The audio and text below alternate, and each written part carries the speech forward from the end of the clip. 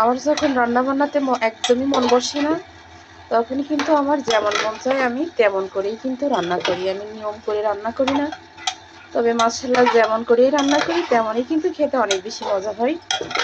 এটা আমার কথা না, এটা সবার কথা।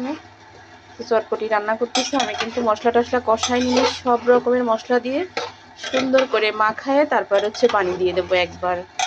একদমই ভালো লাগতেছে না রান্না করার জন্য। এখন ওই যে বড় যা সব কিছু গোছগাছ করে দিয়ে গেছে, বলছে শুধু একটু রান্না করে দাও। কি করা, এবার পানি দিয়ে দেবো।